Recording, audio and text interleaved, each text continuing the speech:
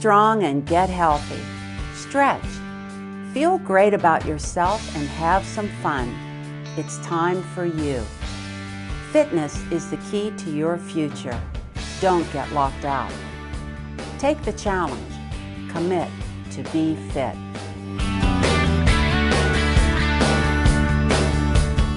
Thanks for joining me today on Commit to be Fit. I'm Susie Smith. I have a very interesting and inspirational guest here today who actually epitomizes what my show is all about. Commit to be fit. Commit. That's a very powerful word, and we're going to learn about that today. Also, one of my favorite mantras to help keep me motivated is attack adversity. And my guest knows all about adversity, and I'm going to let him tell you his story. I'd like to introduce to you Chuck Wallace. Thank you very much, Susie, and I appreciate the offer to come on your show. It's one of my favorites, and I watch it every chance I get. Oh, thank you, Chuck. Well, I'm so glad you decided to come on the show because, like I just said, you're actually what my show's all about, is getting over obstacles and making a commitment to take care of your mind and your body throughout a lifetime. And I know that you have a very interesting story about getting over stumbling blocks and getting started. So what do? Let's tell the audience what first of all, I do Isshin-Ryu karate. Okay. And I've been at it now for 52 years. 52 years? 52 years, and I've been active Wow. the entire time. It's been a wonderful thing for me. I've been fortunate to have good health. I can't say that it's directly due to my training in the martial art, but I'm sure it has helped over the years. So it's been a wonderful influence in my life. It's certainly been my passion. And I work out every day. I teach for the community center at Bethel Park, teach some mostly youngsters.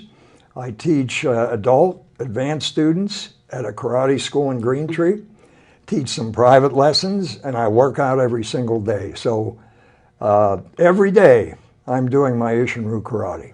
That is wonderful. And if you look familiar to people, it's because you also have a show here on BPTV called... My students call me sensei. Mm-hmm. And sensei means? Teacher. Teacher. It's a Japanese word that means teacher. Mm-hmm. And yes, indeed. And I love doing that show.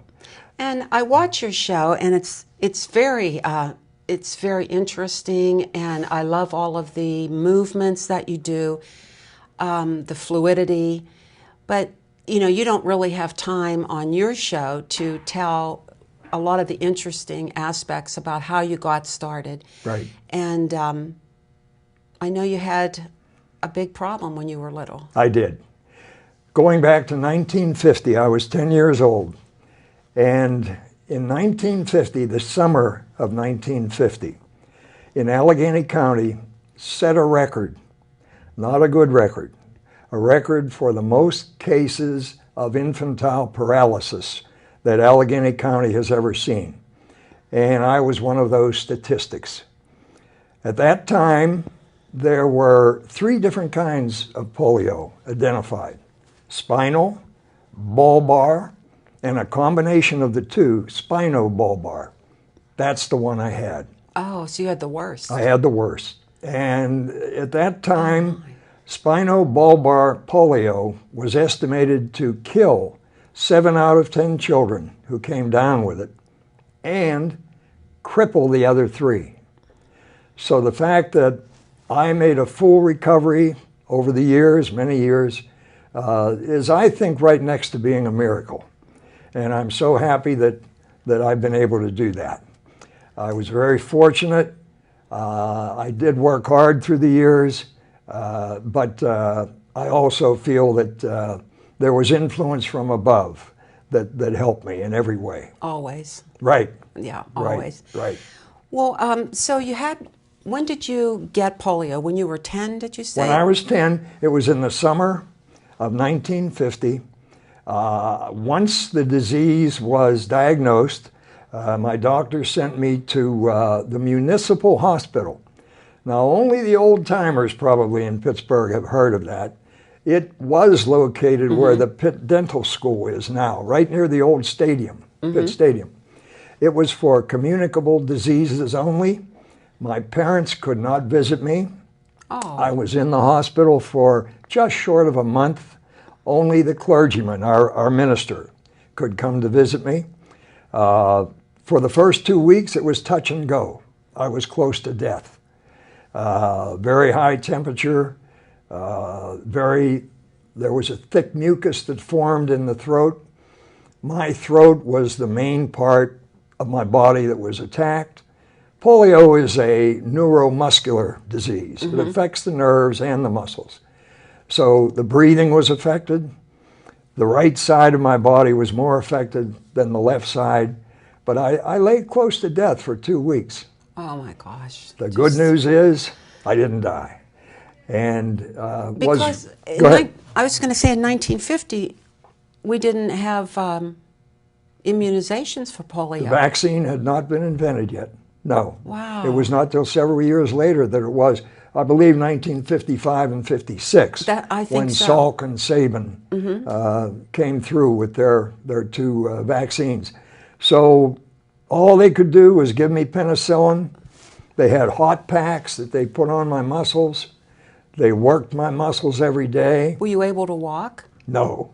For 6 months I couldn't walk. Oh. No. As a matter of fact, I couldn't lift my head when I was lying on my back in bed in the hospital. I couldn't lift my head off the pillow. So That just chokes me up thinking about a 10-year-old little boy going through that. It was difficult. I sometimes wonder as an adult if I could have been half as brave as an adult as I was as a 10-year-old child. I was in an iron lung, and you've probably heard of them, if not seen them. I've seen They force you pictures to of them. breathe.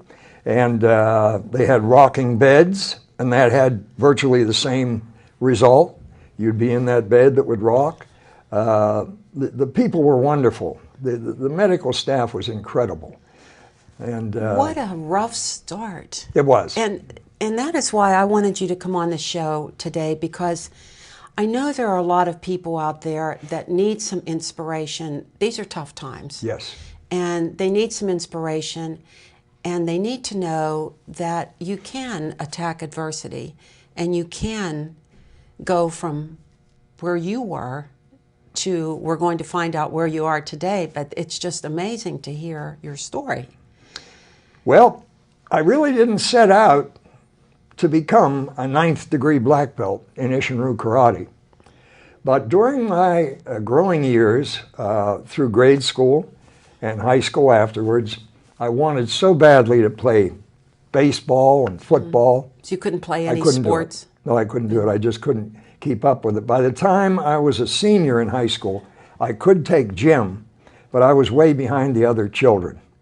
And I had an instructor. Well, I was kind of secretive about the fact I'd had polio. He didn't know it, so I'm not being accusatory. But they would have us do laps at the end of gym class, and I was always the last. And Did you get bullied? The instructor said at one point, you can tell who the smokers are in this group.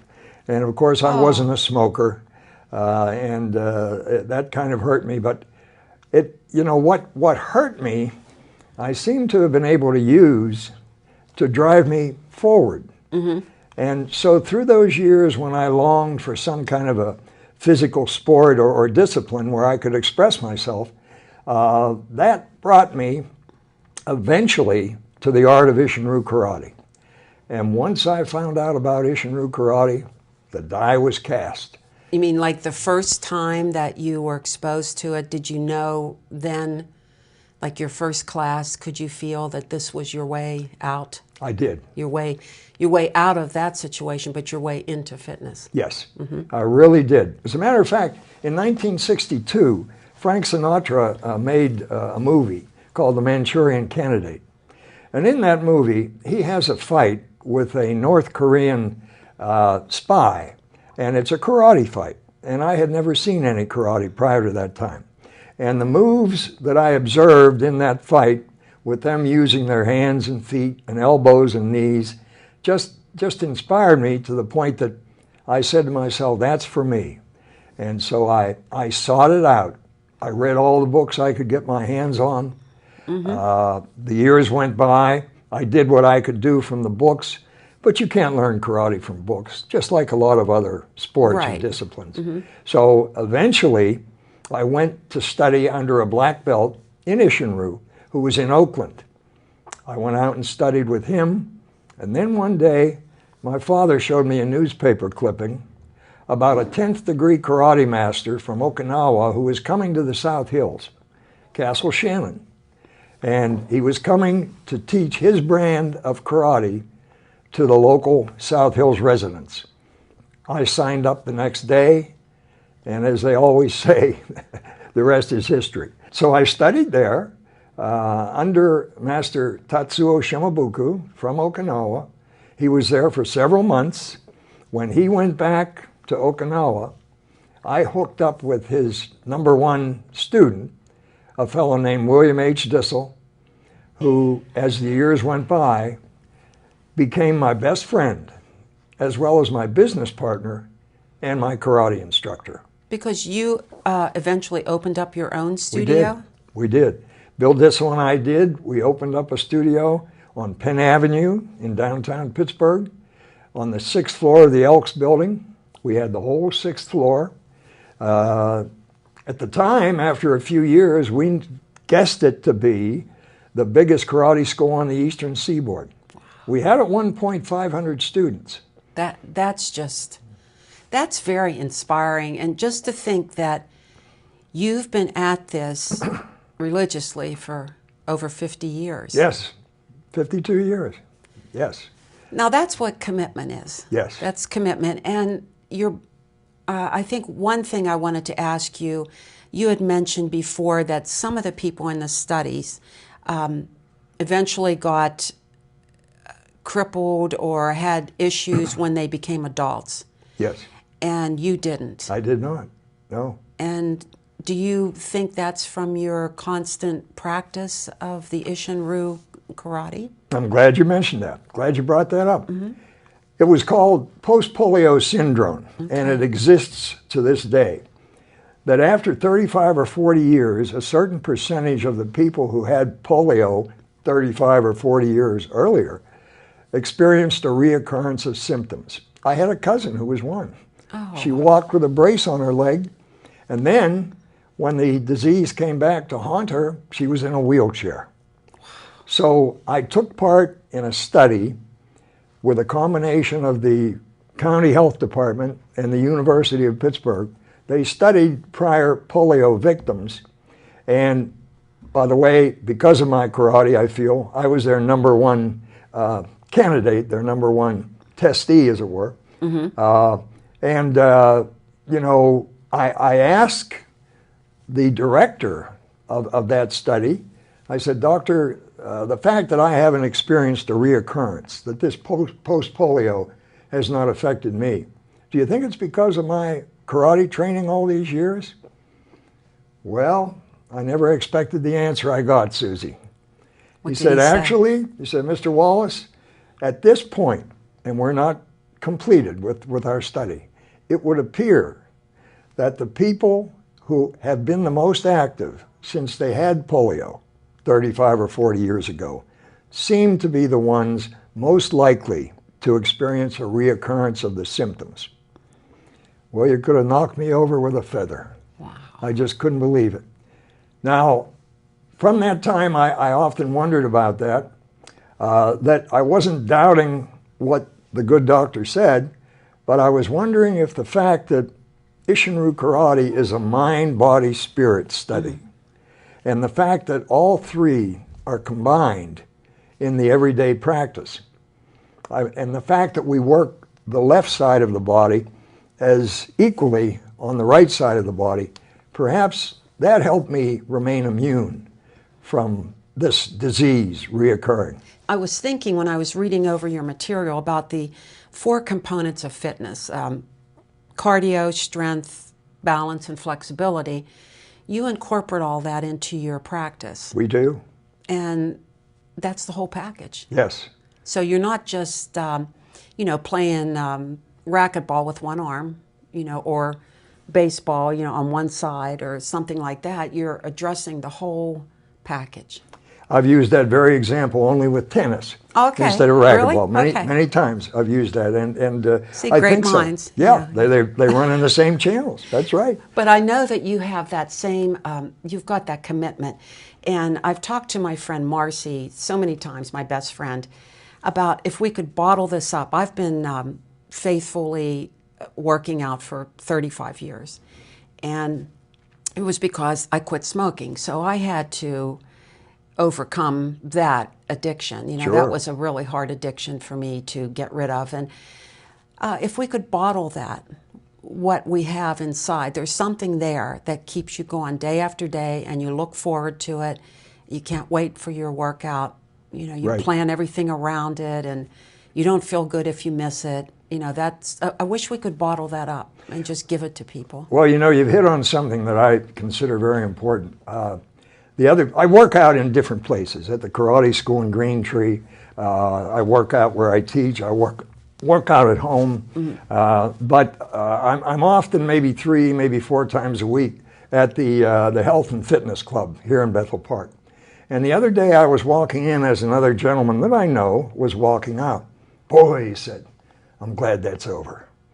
And it occurred to me that was a difference between he and I. Mm-hmm. I'm glad I'm here, anticipating my karate workout to come. He's glad that his workout is over. That makes a difference. If it isn't fun, in my opinion, you won't do it too long. If you love what you're doing, whatever it is, you're going to keep doing it, and that's the key. Another thing I want to mention before I get off track, you are in the Hall of Fame for karate. I am. For the Isshin-Ryu. The Isshin-Ryu Hall of Fame, right. Yeah, and how many people are involved in that? Well, I was inducted into the Isshin-Ryu Hall of Fame in 2013.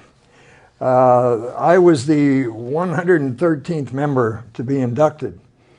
I haven't been back. They hold it every year with a big tournament, and then they have a banquet, and that's where the inductees are taken in. And so I don't know how many have been inducted since. My goal was to get back there. It's usually done in Gatlinburg, Tennessee.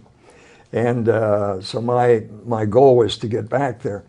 But, over the years, I had been inducted in other halls of fame. Not as a means to brag, but the Eastern USA International Hall of Fame, the Okinawan Kabuto Hall of Fame.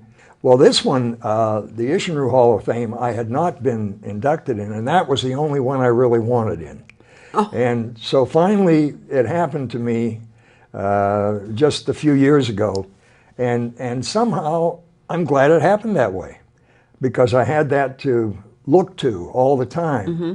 And when I was inducted, at that point, I was a 9th degree black belt.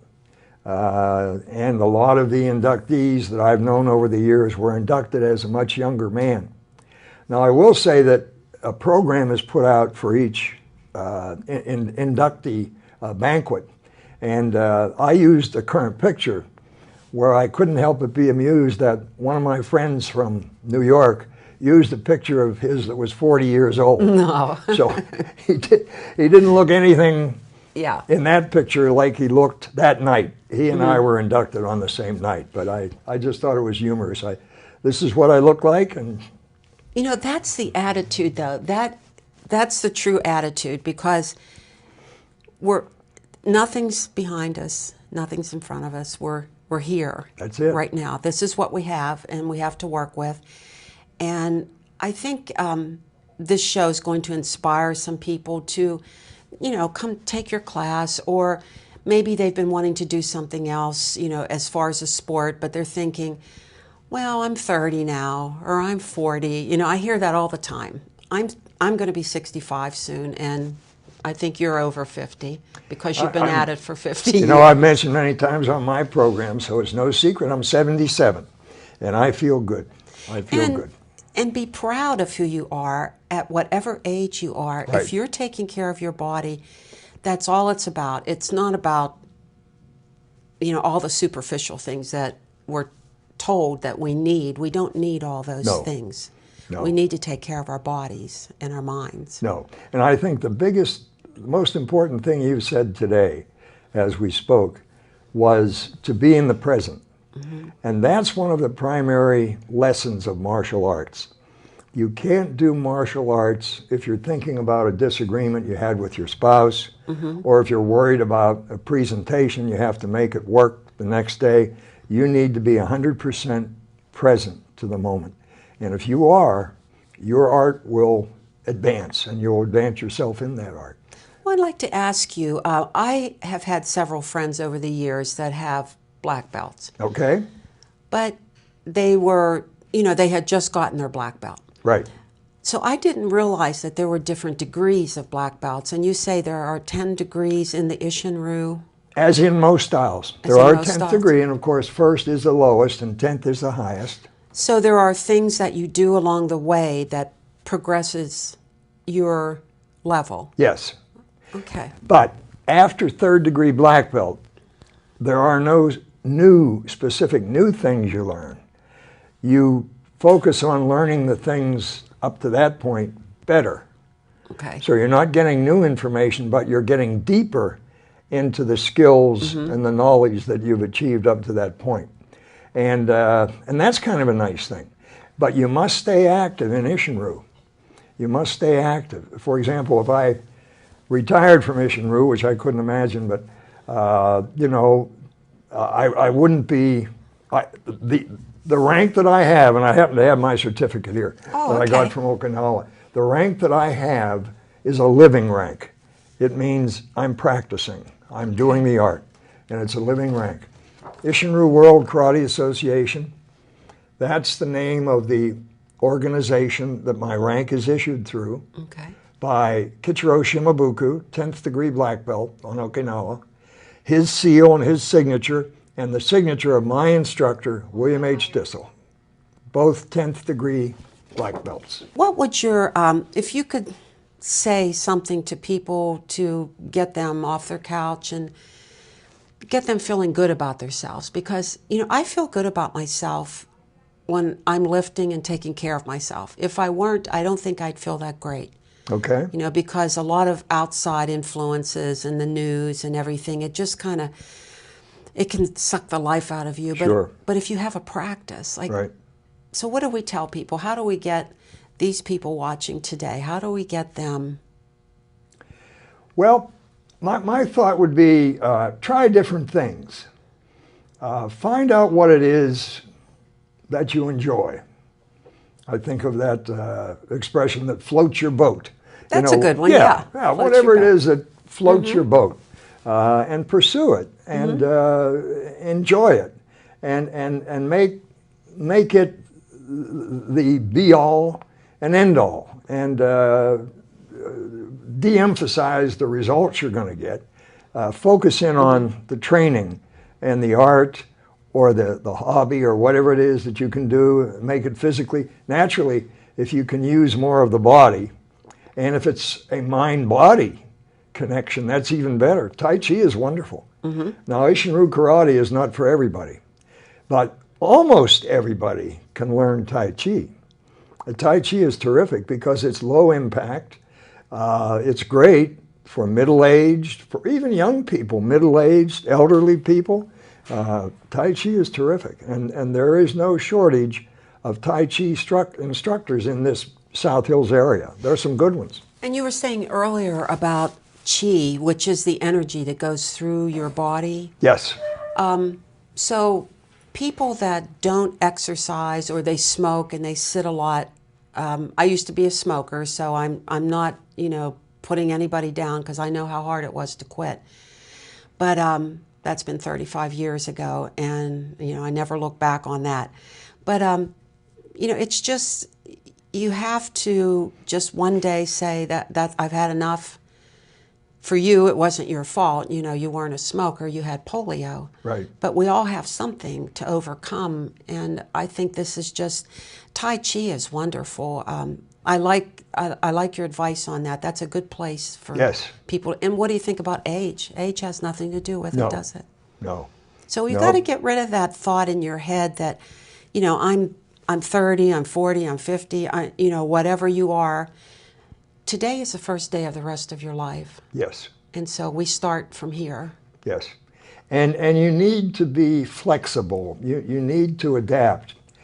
I showed you a picture earlier of me doing a prearranged, combat with bow staffs with my instructor, William H. Dissel. It looks like I'm jumping 8 feet in the air. It sure did. I don't think I was that high, but it looks that way. If you asked me at 77 to duplicate that picture today, I couldn't do it. And you have to be comfortable with that. As you advance in your discipline or your skill, you're not going to be able to do necessarily all of the things that you did in the past.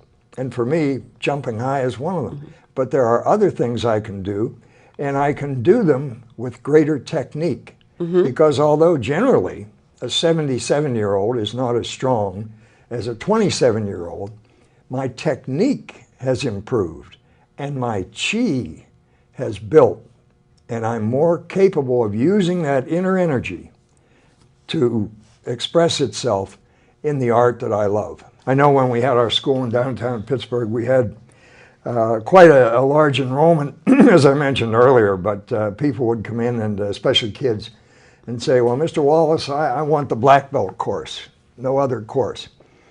And I would say, that's okay, but remember, just set your goal on today, on learning the basics, and the belts will come automatically. For most of them, that didn't mean a thing. They still wanted that black belt course, but as many of them found out, that was quite a commitment. They weren't up to putting out what it would take to get there. But I think, and your idea is being present, do it now, that's the way to go. I know someone's going to see you and they're going to be inspired to get started, or maybe they're 50 years old and they just turned 50, or they just turned 60 and they're thinking, well, this is it, that's no sense starting now. I've had people enroll in karate as old as 55, and he went ahead and made black belt. In fact, he went ahead and went all the way to 3rd degree black belt. So there you go. That's just sure. The age really doesn't mean a lot.